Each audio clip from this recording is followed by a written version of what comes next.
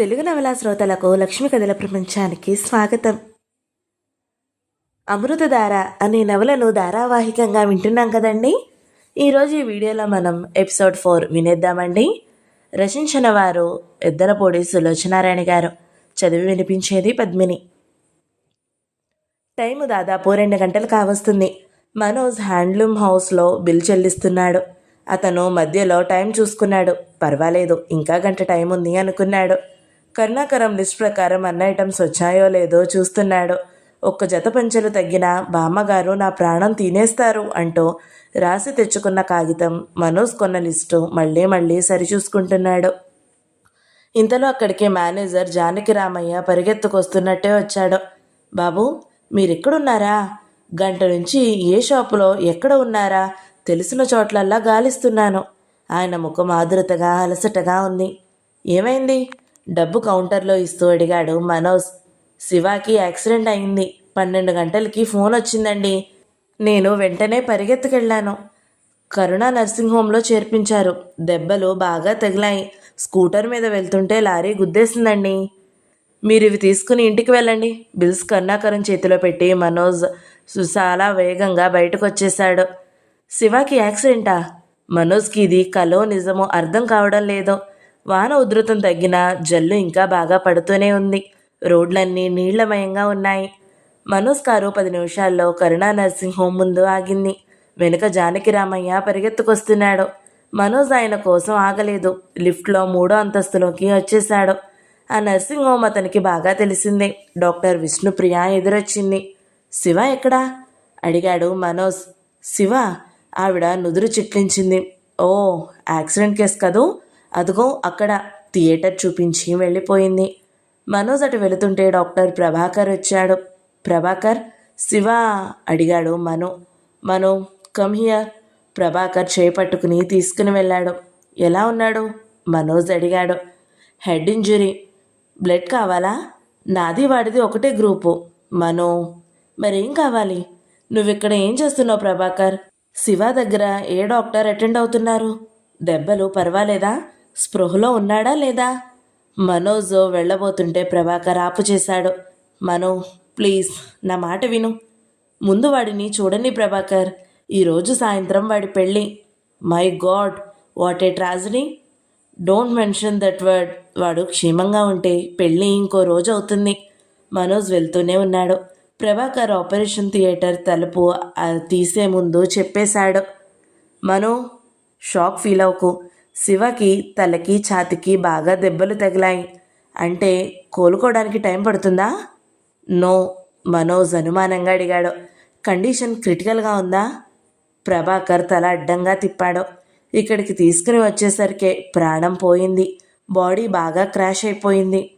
No. Manoj కళ్ళు పెద్దవైనాయి. వైద్యుడిగా ప్రభాకర్కి ఇలా death news shock మనిషిని ఎలా చేస్తుందో అనుభవమే.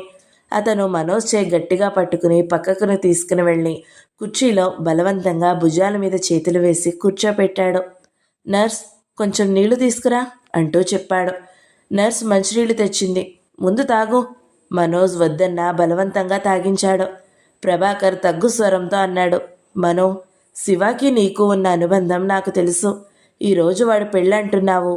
ఇంత గుడ్ న్యూస్ మాకు తెలియనే తెలీదు. ఏదైనా పెళ్లికి ముందు కొన్ని గంటల్లో ఇలా జరగడం చాలా ట్రాజడీ. ఆవిడెవరో మోస్ట్ అన్లక్కీ గర్ల్.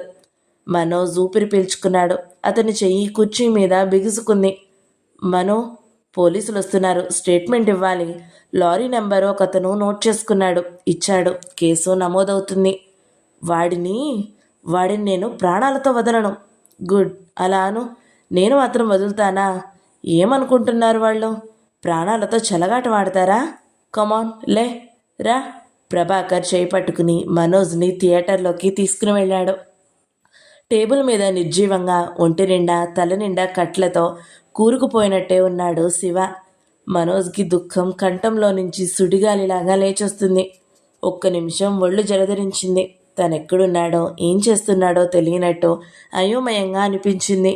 అక్కడంతా మృత్యువు అలుముకున్నట్లుగా, తన తాకిన ప్రతి వస్తువుని నిర్జీవం చేస్తున్నట్టుగా, ఆ నిశ్శబ్దం భయంకరంగా శరీరం కలవరిస్తున్నట్టుగా ఉంది. ఎంతో ఆత్మ సమన్వయ శక్తి గల మనోజ్కి కూడా మనసు ఒక్కసారిగా చెదిరిపోయింది. అతనికి ఏడుపు ఒక వలలాగా చుట్టేస్తున్నట్టుగా ఉంది. ఆపుకోవడం అతని సాధ్యం కాలేదు. ఇంతలో సిస్టర్ వచ్చింది.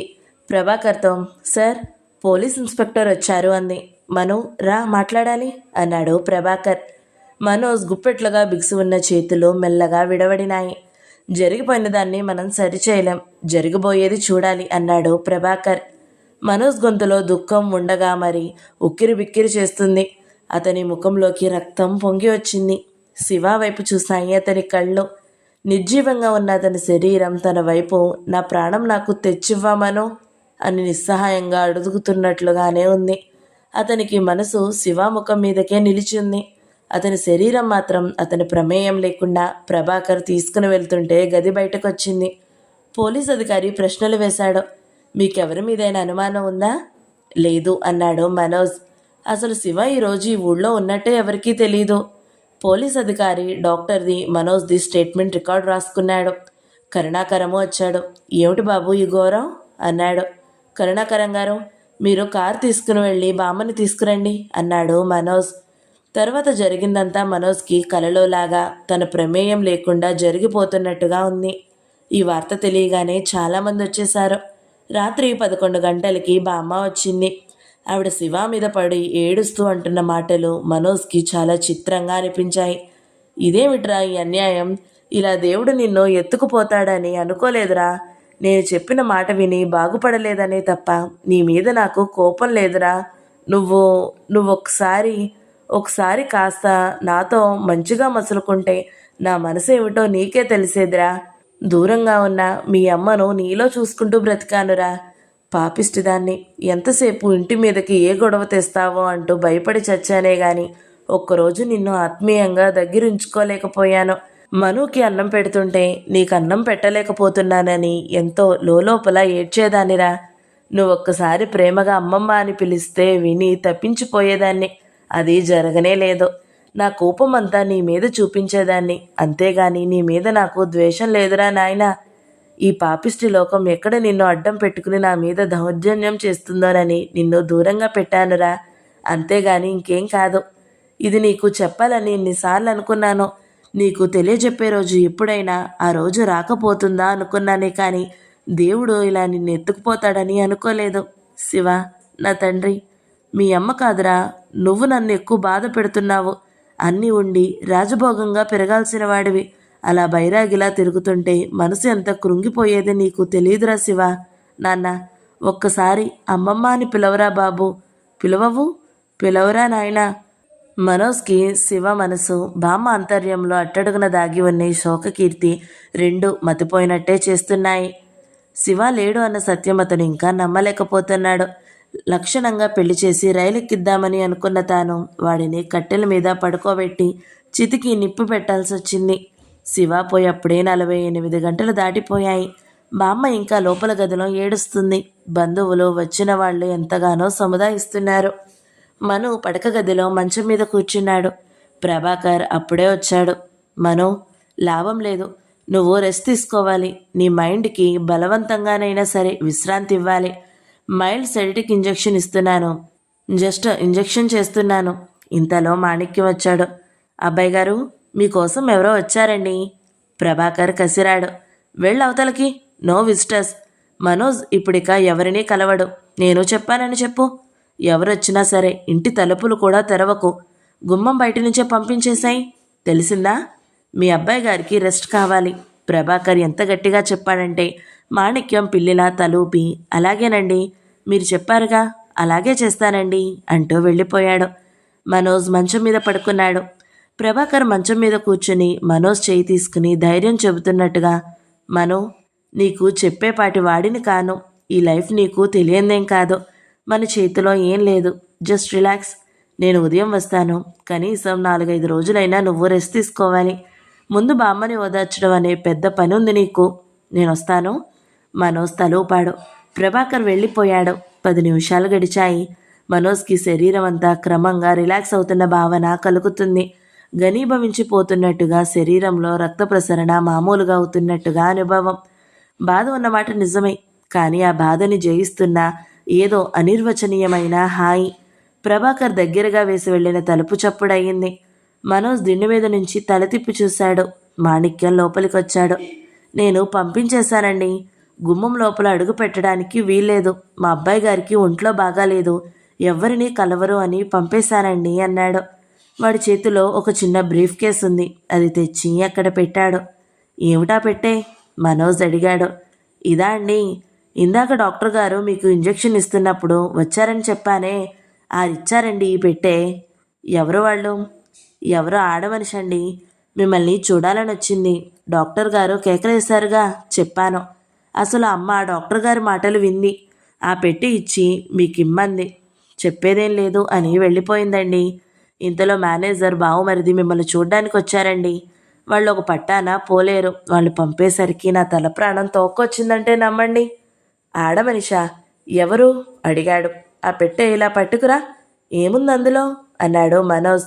మాణిక్యం పెట్టె తెచ్చి మంచం మీద పెట్టి కాలింగ్ బెల్ మళ్ళీ మోగుతుంటే పరిగెత్తాడు. మనోజ్ లేచి కూర్చుని బ్రీఫ్ కేస్ తెరిచాడు. అది తాళం వేసలేదు. తెరవగానే అతను నిరుత్తరుడయ్యాడు.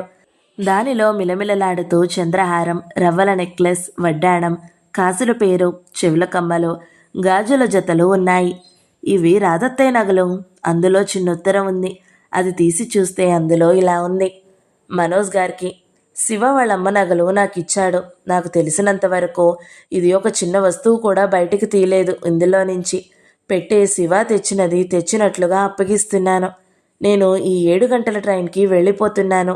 మనోజ్ ఆ ఉత్తరం చూడగానే ఒక్కసారిగా ఉలిక్కిపడ్డాడు. అమూల్య, ఆమొచ్చిందా ఇంత క్రితం? అమూల్యను అలా వెళ్ళగొట్టింది. My God!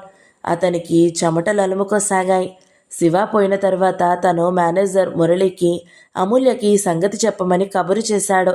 తర్వాత హడావిడిలో మతిపోతున్నట్లుగా తనకి అసలు అమూల్య సంగతే గుర్తులేదు. మనోజ్ చప్పున లేచాడు. అతనికి మత్తుగా నిద్ర వస్తున్నట్లుగా ఉంది. ఆ పెట్టే బీరువాలో పెట్టి బీరువాలో నుంచి డబ్బు తీసుకుని జేబులో కుక్కుకున్నాడు.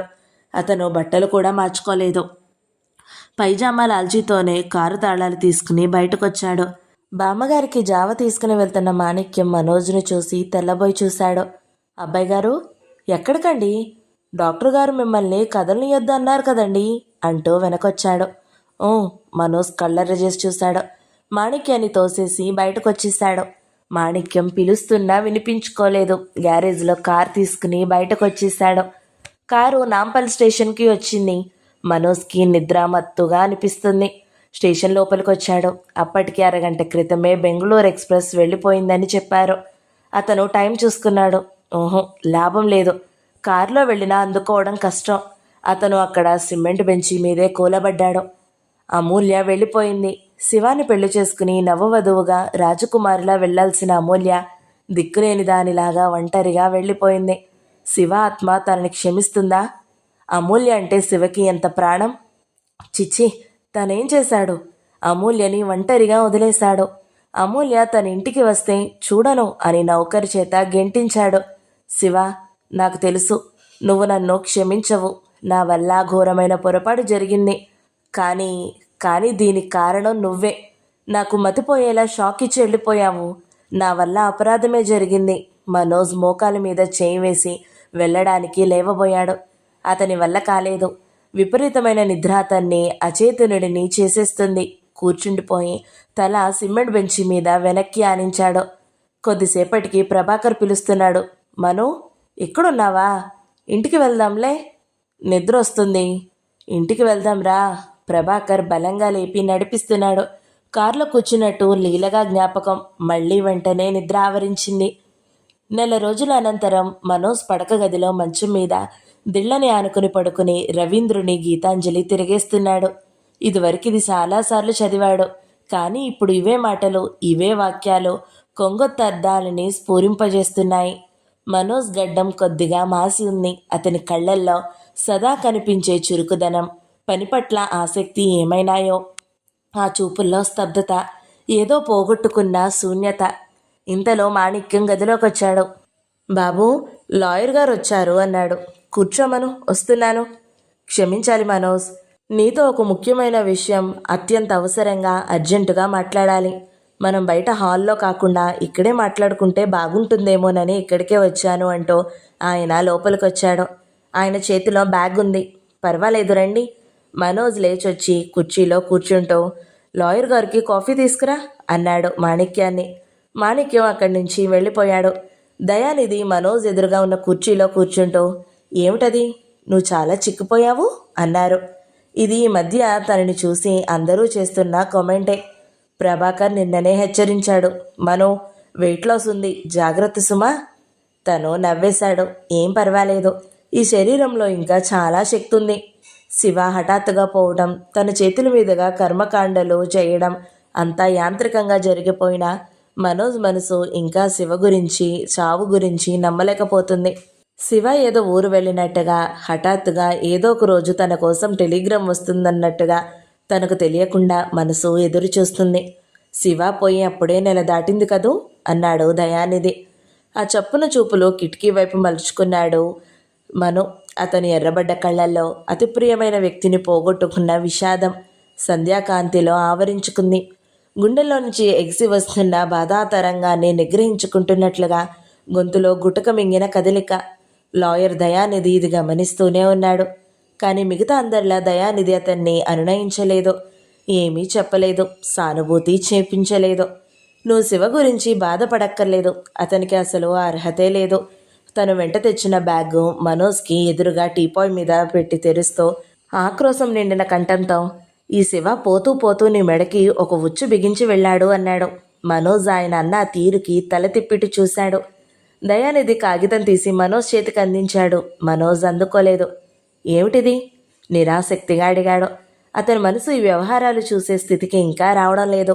ప్రతిదీ అర్ధరహితంగా, ఈ జీవితం ఒక బొమ్మలాటలాగా, పిల్లలు ఇసుకతో ఆడే పిచ్చుక గూడుగా కనిపిస్తుంది. ఆ పిచ్చుక గూడు అర్థం పర్థం లేకుండా కట్టడం, తోసేయడం ఎలాగో ఇది కూడా అలాగే అనిపిస్తుంది. మనోజ్కి శివ మరణంతో జీవితంలో ఒక తీవ్రమైన అఘాతం ఏర్పడినట్లుగా ఉంది. దాన్ని ఎలా పూడ్చుకోవాలో అర్థం కావడం లేదు. నా అనేవారు లేరనే భావశూన్యత అనే ఈ అఘాతంలో తను దిగబడిపోకుండా బాహ్య జీవితంలోకి, సందడి వైపు, ఆకర్షణ వైపు రావడానికి అతని మనసు ఎంతో పెనుగులాడుతుంది. కానీ వాటన్నిటినీ పేలవంగా చూపిస్తున్న అతీతమైన శక్తి ఇంకేదో అతన్ని నిస్సహాయుడిని చేస్తుంది. ఈ ఘర్షణకి అతను తట్టుకోలేకపోతున్నాడు. మనోజ్, ఈ కాగితాలు ఒకసారి చూడు. నువ్వు శివాని తండ్రి కంటే ప్రాణంగా, స్నేహితుడి కంటే ఎక్కువగా చూశావు. దానికి అతను నీకిచ్చిన ప్రతిఫలం ఏమిటో నీ కళ్ళతో నువ్వే చూడు. ఫ్యాక్టరీ వ్యవహారాల్లో, ఈ డబ్బు లావాదేవీల్లో నేను మొదటి నుంచి నిన్ను హెచ్చరిస్తూనే ఉన్నాను, కానీ నా మాట వినలేదు. ఏమైంది? ఆ కాగితాలు చూడు ముందు. చెప్పండి, ఏం చేశాడు శివ? నా నోటితో అతని పేరెత్తాలంటే కూడా అసహ్యం వేస్తుంది నాకు. ప్లీజ్ అన్నాడు మనోజ్. నువ్వింకా శివాని వెనకేసుకుని రావద్దు మనోజ్. విశ్వాసం ఉన్న ఏ మనిషి అలా చేయడు. ఏమైందో చెప్పండి. ఏమైందా? ఆయన కాగితాలు తీసుకుని చూపిస్తూ, మీ శివ తన పేరిట ఉన్న ప్రతీదీ అమూల్య అనే ఒక మహానుభావురాలికి తన తదనంతరం దానధర్మం, విక్రయాది హక్కులతో చెందుతున్నట్లుగా విల్లు రాసి రిజిస్టర్ కూడా చేయించాడు. ఇది నీకు తెలుసా? మనోజ్ ఉలికిపాటుగా చూశాడు. తెలీదన్నట్టు తల తిప్పాడు. మీకు తెలీదని నేను ఇది చూసినప్పుడే అనుకున్నాను. తెలిస్తే ఈ విల్లు అసలు రాయడం అంటూ జరిగేది కాదు. శివ మనందరినీ మోసం చేశాడు. పోని ఆ రాసేవాడు నా దగ్గరికి వచ్చాడా? రాలేదు. ఎందుకు వస్తాడు? నేను ఒప్పుకోనని ముందే తెలుసుగా అతనికి. ఆ ముకుందరావు దగ్గర రాసి రిజిస్టర్ చేయించాడు. ఆయన శివ పోయిన తర్వాత నాకు ఫోన్ చేశాడు, విల్లు గురించి చెప్పాడు. నేను నమ్మలేదు, పరిగెత్తుకుని వెళ్ళాను. శివ సంతకం ఫోర్జరీ ఏమో, గిట్టని వాళ్ళు చేశారేమో అని అనుమానపడ్డాను. విల్లు ఆయన చదివి వినిపించాడు. నా చెవులను నేను నమ్మలేకపోయాను. శివ సంతకం ఫోర్జరీ కూడా ఏం లేదు. ఆ విల్లు యథావిధిలా చట్టబద్ధమైనదే, దానికి తిరుకులేదు. ముకుందరావు గారు అప్పుడే వచ్చి నీకు, మీ నాయనమ్మకి ఇది చదివి వినిపిస్తానన్నాడు. ముందు నీ సంగతేమో గాని ఆ ముసలావిడ గుండె ఆగిపోతుందని నేనే వారించాను. మనోజ్, ఏమిటిది? మనం ఏ అన్యాయం చేశామని శివ మన మీద ఇలా ప్రతీకారం తీర్చుకున్నాడు? ఈ విల్లు మూలంగా శివ పేరిట మన కంపెనీలో ఉన్న షేర్స్, బ్యాంకులో ఉన్న fixed deposits, Deccan ceramic factory, ఆ స్థలం అన్నీ ఆ అమూల్యకే చెందుతాయి. ఇంతే కాదట, ఊరిలో మీ అత్తయ్య పేరిట పొలం ఉందట. ఇంట్లో భాగం కూడా శివ తల్లిదేనట. వాటికి కూడా శివ వారసుడు కాబట్టి అవి కూడా ఇందులోకే వస్తాయంటున్నాడాయన. శివ పేరిట ఉన్నది ఒక్కటి కూడా వదలనంటున్నాడు. మనోజ్ మత్తేదో వదిలిపోయినట్టే అయింది. దయానిధి చేతుల్లో కాగితాలు చూశాడు. విల్లులో ముఖ్యమైన పాయింట్లు రాసుకుని వచ్చారాయన. మనోజ్ తేదీ చూశాడు. శివ చచ్చిపోవడానికి 1 రోజుల క్రిందట రాయించబడింది ఆ విల్లు. శివ ఒక్క మాట కూడా తనతో చెప్పలేదు. అసలు శివ వీలునామా రాయాల్సిన అవసరం ఏమొచ్చింది? తన మృత్యు సంగతి ఊహించాడా, భయపడ్డాడా? కనీసం మాట మాత్రానైనా తనతో ఈ అనుమానం బయట పెట్టలేదు అంటే తనని నమ్మలేదా? దయానిధి మొత్తుకుంటున్నట్లుగా అన్నాడు. శివ ఒకరోజు నా దగ్గరికి వచ్చి వాళ్ళమ్మ నగలు బ్యాంక్ నుంచి తెచ్చుకోవాలి, లాకర్కి ఇమ్మన్నాడు. ఎందుకంటే చెప్పలేదు. నేను ఇచ్చాను. నగలు తీసుకున్నానని చూపించాడు. కీ తిరిగి ఇచ్చేశాడు. ఆ నగలన్నీ ఏం చేశాడో, ఎవరికిచ్చాడో? అవి అవి నా దగ్గరే ఉన్నాయి అన్నాడు మనోజ్. అసలు ఇంతకీ ఈ అమూల్య ఎవరు, నీకేమైనా తెలుసా అన్నాడాయన. తెలుసు, శివ పెళ్లి చేసుకుందాం అనుకున్న అమ్మాయి. అది సంగతి. అయితే ఇది శివకి పుట్టిన బుద్ధి అయి ఉండదు. ఆ అమ్మాయి చేయించుకున్న ఏర్పాటు అయి ఉంటుంది. అమ్మో, ఎంత జాణ! ఆవిడ ప్రలోభంలో పడి శివ కళ్ళు మూసుకుపోయి ఇలా చేశాడు. శివ తన పెళ్లి గురించి ఎవ్వరికీ తెలియడానికి వీలు లేదని అనడంతో తను దయానిధి గారికి కూడా చెప్పలేదు. అమూల్య రావడం, శివ పెళ్లి ప్రయత్నం ఆయనకి కూడా తెలియదు. శివ ఎప్పుడు ఏ క్షణంలో బ్యాంక్ లాకర్కి కావాలన్నా ఇమ్మని తనకి ఫోన్ కూడా చేయాల్సిన అవసరం లేదని తను దయానిధి గారికి ఎప్పుడో ఆదేశం ఇచ్చేశాడు. శివకి ఇష్టం లేనిది, బాధ పెట్టేది తనకి తెలిసినంత వరకు తను ఎప్పుడూ ఏ చిన్న పని చేయలేదు. ఆ రోజు సాయంత్రం శివ పెళ్ళనే సంగతి ఇంట్లో తనకి, మాణిక్యానికి తప్ప ఎవ్వరికీ తెలీదు. చివరికి బామ్మకి కూడా. ఆవిడికి తను చెప్పాలా వద్దా అని పడుతున్న అంతర్వదనం శివాకి హఠాత్తుగా ఎదురైన ఆకస్మిక మృత్యువే పరిష్కారం చెప్పేసింది. మనోజ్ నిట్టూర్చాడు. ఆ ముసలావిడ బారి నుంచి అమూల్యని రక్షించడానికి ఏర్పాటు చేస్తున్నానని ఆ సాయంత్రం అన్న మాటలు గుర్తుకొచ్చాయి. అత్తయ్య నగలు తీసుకుంటున్నానని చెప్పాడు. అవి 5-6 లక్షలకి పైగానే చేస్తాయి. అవి ఇవ్వడమే అమూల్యకి చేస్తున్న ఏర్పాటు అనుకున్నాడు తను. అది శివ సొమ్ము, అతనిష్టం అనుకున్నాడు. కానీ ఈ విల్లు సంగతి తనకు తెలియనే తెలీదు. శివ ఎందుకు ఇలా చేశాడు? దీని ఫలితం ఏమిటో శివ ఆలోచించలేదా? దయానిధి అన్నాడు. మనోజ్, జరిగింది మనం మార్చలేం. విల్లు రాసింది ఆ ముకుందరావు కదా, చాలా పకడ్బందీగా రాశాడు. ఇప్పుడు జరగబోయేది ఏమిటి అని మనం ఆలోచించాలి. మనోజ్ ఆయన వైపు చూశాడు. ఏం చేయగలం మనం? ఏదో ఒక ఉపాయం ఆలోచించాలి. మనోజ్ తల అడ్డంగా తిప్పాడు. ఓహో, శివకి నేను బ్రతికి ఉన్నప్పుడే ఎప్పుడూ మోసం చేయలేదు. చచ్చిపోయిన తర్వాత చేస్తానని ఎలా అనుకుంటున్నారు? శివ ఇష్టం జరిపించడమే నా కర్తవ్యం. ముకుందరావు గారిని రమ్మని చెప్పండి. విల్లు ప్రకారం శివ పేరిట ఉన్న ఆస్తి అంతా అమూల్య పేరిట విడదీసి అప్పచెప్పేస్తాను. మనోజ్, నీకు మతి పోయింది. నువ్వేముంటున్నావో నీకు తెలుసా? తెలుసు. శివ ఇష్టం అక్షరాలా జరిపిస్తాను అంటున్నాను. నీకేమైనా పిచ్చి పట్టిందా? ఆ ముక్కు ముఖం తెలియని ఎవరో అమూల్యని నీ కష్టార్జితం పంచడం. నేను శివకి న్యాయం చేస్తున్నాను. ఆ ఆస్తి తర్వాత ఏమైంది అన్నది నాకు అనవసరం. మనోజ్, ఆయన లేచాడు. మనోజ్ భుజం మీద తట్టుతూ, నువ్వు కొన్నాళ్ళు బాగా విశ్రాంతి తీసుకో. నేను బాగానే ఉన్నాను. ఇంకా విశ్రాంతి తీసుకుంటే పిచ్చెక్కుతుందేమో అనిపిస్తుంది. ఇంతలో మాణిక్యం కాఫీ తెచ్చాడు. మనోజ్ కప్పులో పోసి దయానిధికి అందిస్తూ, ఈ పని ఎంత త్వరగా జరిపిస్తే నాకంత మనశ్శాంతి. మీరిప్పుడే ముకుందరావుకి ఫోన్ చేయండి. మనోజ్, నేను చెబుతున్నాను, నువ్వు తొందరపడొద్దు. ఉండు, మనం ఏదైనా ఉపాయం ఆలోచిద్దాం. మీరు ఈ ఆలోచనలు మానండి. నేను ముకుందరావు గారికి ఫోన్ చేస్తాను. మనోజ్ తాగుతున్న కాఫీ కప్పు టీపాయ్ మీద పెట్టేసి వెళ్ళి ఫోన్ చేశాడు. అవతల నుంచి ఆయన కూతురు పలికింది. నాన్నగారు లేరండి, కోర్టుకు వెళ్ళారు. రాగానే నేను ఫోన్ చేశానని చెప్పండి, నాకు ఫోన్ చేయమనండి అని చెప్పి పెట్టేశాడు. దయానిధి మొత్తుకుంటూ అన్నట్టుగా అన్నాడు. మనోజ్, ఇప్పటికే నీకు చాలా నష్టం జరిగింది. శివ చచ్చిపోతూ నిన్ను ఒక ఊబిలోకి దింపేసి వెళ్ళిపోయాడు. అందులో నుంచి నిన్ను ఎలా బయటపడేయడమా అని నేను తలబద్దలు కొట్టుకుంటుంటే నువ్వు ఇంకా ఊబిలోకి కూరుకుపోయి మునిగిపోతానని అంటున్నావు. చూద్దాం, ఏదైనా మార్గం దొరకదా? శివ చెప్పినట్టు చేసి చేతులు దులుపుకోవడం ఒక్కటే ఇందులో నుంచి త్వరగా బయటపడే మార్గం. ఇంతకంటే ఇంకేం లేదు. కనీసం నాకు అనిపిస్తున్నది అంతే. మనోజ్, నీ మతి సరిగ్గా లేదు. శివ షేర్ ఇచ్చేస్తే నీ సంగతి ఏమవుతుందో తెలుసా? తెలుసు. 10 సంవత్సరాల క్రిందట ఎలా మొదలయ్యానో జీవితం మళ్ళీ అక్కడికి చేరుకుంటుంది. నేనెంతో ఆశలతో ఇష్టంతో ప్రారంభించిన డెక్కన్ సిరామిక్ ఫ్యాక్టరీ వడ్డీ డబ్బులు కూడా చెల్లించలేక ఆ యూనిట్ అంతా వేలానికొస్తుంది. స్పిన్నింగ్ మిల్స్లో నాకు వచ్చే వాటా నా పేరిట ఉన్న అప్పులు తీర్చడానికి పావువంతు కూడా సరిపోదు. మనోజ్, నువ్వు తొందరపడొద్దు. ఇంత అన్యాయం నీకు జరుగుతుంటే మేమంతా చేతులు ముడుచుకుని కూర్చోగలమా? నువ్వు రెస్ట్ తీసుకో, నేను మళ్ళీ వస్తాను. నా ఈ అభిప్రాయానికి తిరుగులేదు అన్నాడు మనోజ్. నీకు అసలు ఇప్పుడే చెప్పకూడదు అనుకున్నాను, కానీ అవతల ఆ ముకుందరావు ఉన్నాడే, ఇప్పటికే చాలా ఆలస్యంగా చెప్పారు. ఇలాంటివి 10 రోజులకే చెప్పాల్సిన సంగతులు. అవును సుమా, ఆ ముకుందరావు అలాగే తయారవుతానని అన్నాడు. నా ఆయుధాలేవో నేను ప్రయోగించి ఇంతవరకు ఆపగలిగాను. అసలు ముందు ఆ అమూల్య ఎవరో ఒకసారి కలిసి మాట్లాడాలి. అది చాలా అవసరం. తర్వాత ఏం జరగాలి అన్నది మనం ఆలోచించి నిర్ణయం చేద్దాం. నేను వస్తాను. ఆయన వెళ్ళబోతూ ఆగి, ఇదంతా బామ్మగారికి అన్నాడు సందేహంగా. తెలియాల్సిన అవసరం లేదు. పావురాలపల్లిలో ఇల్లు మాత్రం వాళ్ళని రేటు చెప్పమనండి. నేను అడిగినది ఇచ్చి ఆ భాగం కొనుక్కుంటాను. ఆ ఉపకారం ఒక్కటి చేయమనండి చాలు.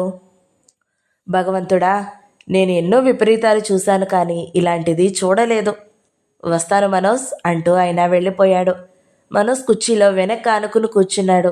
శివ విల్లు రాశాడా? తనకు తెలియకుండా అంటే తనని నమ్మలేదన్నమాటేగా. శివ పేరిట ఆస్తిపాస్తులు ఎలా పెరిగాయో శివకి తెలియదా?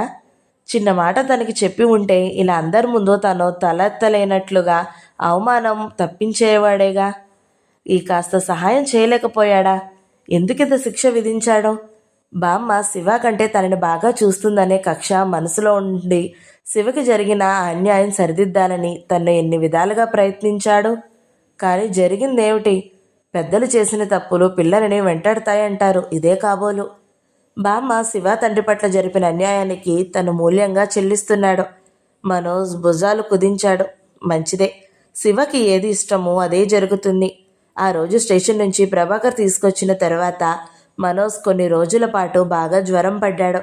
ఊరు నుంచి బామ్మ వచ్చింది. తనను తీసుకెళ్తానంటే ప్రభాకర్ వద్దని వారించాడు. జ్వరం తగ్గిన తర్వాత బామ్మ వెళ్ళిపోయింది. వెళ్లే ముందు ఆవిడ మనోజ్ చేపట్టుకుని ఏడ్చేసింది. ఈ ప్రపంచంలో నాకు మిలిగింది నువ్వొక్కడివే. నువ్వు నన్ను అన్యాయం చేయకురా. మనోజ్ ఆవిడను ఓదార్చాడు. బామా, అలాంటి ఆలోచనలో ఎందుకు వస్తుంది? నాకేమిటో చాలా భయంగా ఉందిరా. ఇన్ని అనుభవాల తర్వాత కూడా ఇంకా నీ మనసులో భయానికి బెదురుతికి ఎక్కడ చోటుంది బామ్మ? మను, నువ్వు పనులు వదిలించుకుని వచ్చి 1 నెల రోజులు ఇంటి పట్టునుండు. వస్తానని మాటివ్వు. అలాగే బామ్మ. తర్వాత వెళ్ళాడు. కానీ వారం రోజులు కూడా ఉండలేకపోయాడు. మళ్ళీ వచ్చేశాడు. అతని మనసుకి శివ వెదజల్లి వెళ్ళిన విషాదం, ఒంటరితనం వదులుచుకుందామని ప్రయత్నించినా వదలడం లేదు. అవి తన జీవితంలో ఇంకిపోతూ తనలో ఒక భాగం అయిపోతున్నట్లుగా ఉంది. ఇంతలో లాయర్ గారు వచ్చి వార్త వినిపించారు. ఆయన ఆదుర్పడడం చాలా సహజం. తనకి ఊహ వచ్చినప్పటి నుంచి ఆయన ఆదుకుంటూ అండగా ఉన్నారు. ఎప్పటికప్పుడు సరైన సలహా ఇస్తూ ఒడిదుడుకులతో తలకిందలవ్వబోతున్న ఆ ఇంటి పరువు నిచ్చెనలా తోడుగా ఉంటూనే ఉన్నారు. తన తెలివితేట పట్ల ఆయనకి ఎంతో విశ్వాసం. అందుకే ఆయనంతటా ఆయన డెక్కన్ సిరామిక్ ఫ్యాక్టరీలో తనతో పాటు 25 పైసల భాగం వాటా కొనుక్కున్నారు. ఆయనకి ఆ ఫ్యాక్టరీ భవిష్యత్తు పట్ల ఎంతో నమ్మకం ఉంది. ఎంతో ఆశ పెట్టుకున్నారు. ఇంతలో ఇలా అయ్యింది. మనోజ్కి అమూల్య తరచూ గుర్తుకొస్తూనే ఉంది. శివ పోయిన తర్వాత అమూల్యని తను కలిసి ఓదార్చి సద్భావనతో ఆమెని పంపలేకపోయాను అనే ఆలోచన తన్ని తినేస్తుంది. అమూల్య ఏమనుకుంటుంది? ఇంటికి వస్తే ఇప్పుడు ఎవరినీ కలవరు అనే సమాధానం విని అవమానంగా భావించిందా? అమూల్య డబ్బు మనిషి కాదు. డబ్బు మనిషి అయితే అంత ఖరీదు చేసే నగలు ఆ విధంగా గుట్టుచప్పుడు కాకుండా వాపసు చేసి వెళ్తుందా? విల్లు రాయడంలో అమూల్య ప్రమేయం ఉందా అని అనుమానించడానికి ఈ సంఘటన వ్యతిరేకిస్తుంది. అసలు అమూల్య ఎవరు? శివకి ఎలా పరిచయం? అమూల్య వ్యక్తిత్వం ఏమిటి? ఇవేవి తనకు తెలియవు. ఒక్కటే మరీ మరీ అనిపిస్తుంది. శివ హఠాత్ మరణం తనని మతిపోయినట్లు చేయడం వల్ల అమూల్య గురించి ఆ రోజు పట్టించుకోలేకపోయాడు. అంతకంటే ఇంకేం కోపం అమూల్య మీద తనకి లేదు. ఆడపిల్లని, అందులోనూ ఊరుగాని ఊరిలో పెళ్లి చేసుకుందామని తీసుకువచ్చిన వ్యక్తి హఠాత్తుగా దుర్మరణం పాలైతే ఒక్క సానుభూతి మాటైనా పలకకుండా పట్టించుకోకుండా ఆమెను వదిలేయడం మనోజ్కి ఎంత నచ్చ చెప్పుకోవాలన్నా మనసు కుదుటపడడం లేదు. తన మూలంగా ఒక సంస్కారహీనమైన పని జరిగినట్టుగా వ్యధగా ఉంది. ఒక్క క్షణం అమూల్య కనిపిస్తే బాగుండను. క్షమాపణ చెప్పేస్తే తన మనసు తేలిక పడుతుంది. కానీ అమూల్య ఎక్కడుందో, ఎవరో, ఆమె ఉనికి ఏమిటో తనకి తెలియనే తెలియదు. ఈ నెల రోజుల్లో శివాకి తెలిసిన ఫ్రెండ్స్ దగ్గర వాకూబు చేశాడు. శివాకి ఒక్కళ్ళ స్నేహితులు అనేక మంది. నాటకాలు వేసేవాళ్ళు, నాటకాలు చేసేవాళ్ళు, కథలు రాసే రచయితలు, సంఘసేవ చేసేవాళ్ళు, వికలాంగులు, సమాఖ్య వాళ్ళు, పీఠాధిపతులకు చందాలు పోగు చేసేవాళ్ళు, అయ్యప్ప భక్తులు, ఇలా ఎన్నో సేవా సంస్థల్లో వాడు వర్కర్. అతని చుట్టూ ఉన్న ప్రపంచం విభిన్న కోణాలమయం. ఆ పద్మవ్యూహంలా ఉంటుంది తనకి. ఆ ప్రపంచంలోకి వెళితే నాది అనేది, నేను అనేది కానీ మచ్చుకి కూడా లేకుండా మాయమయ్యే లోకం అది. అందరూ కలిసే ఉంటారు. కానీ ఎవరితో ఎవరికి సీరియస్ అయిన బంధం ఉండవు.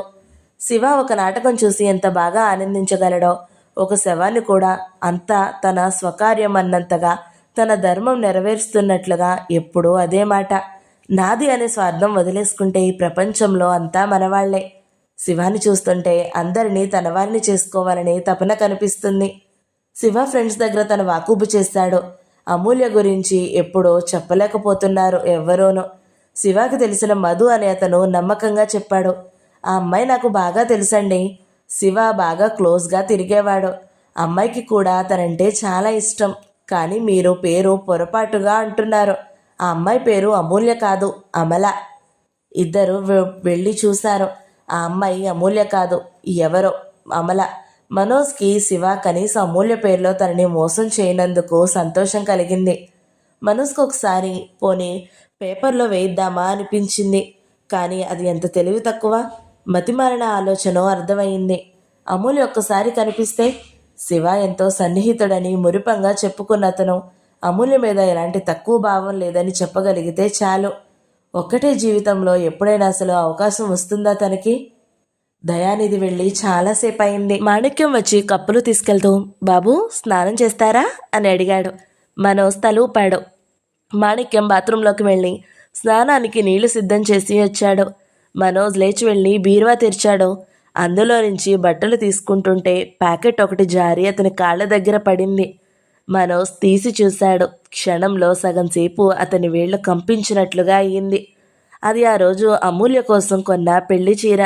అందులోనే మంగళసూత్రం పెట్టిన పెట్టె కూడా ఉంది. మనోజ్ వాటి వైపు విచలితుడైనట్టు చూశాడు. ఆ రోజు తను పడిన చిరాకు గుర్తుకొచ్చింది.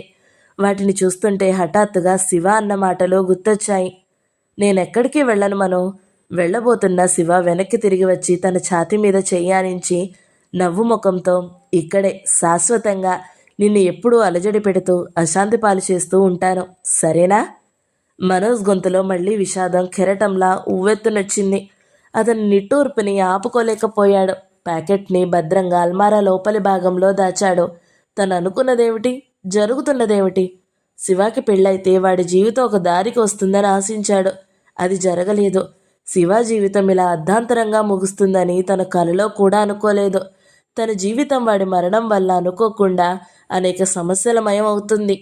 శివ పెళ్లితో తనకి ఆత్మశాంతి లభిస్తుందని ఆశించిన తనకి ఎదురు చూడని ఎదురు దెబ్బ బలంగా తగిలింది. శివ విల్లు ప్రకారం ఆస్తి డబ్బు విడదీసి పనిచేస్తే తను మళ్ళీ జీవితంలో చిన్నప్పటి నుంచి లాగానే ఒంటరి పోరాటం మొదలు. ఒక సమస్య తీరుతుంది, ఇక విశ్రాంతి అనుకుని సేద తీరడానికి వెనక్కి ఆనుకుందామంటే మరికొన్ని సమస్యలు కళ్ళెదుట ప్రత్యక్షమవుతున్నాయి. కొంతమంది జాతకాల్లో కష్టపడడమే ఉంటుందేమో. అమృతధార 4వ భాగం సమాప్తం. ఈ వీడియో మీకు నచ్చినట్లయితే లైక్ చేయండి, షేర్ చేయండి, మంచి కమెంట్ పెట్టండి. ఎవరైనా మొదటిసారి మన ఛానల్ని చూస్తున్నట్లయితే సబ్స్క్రైబ్ చేసుకోండి. Thank you so much for watching. నమస్తే.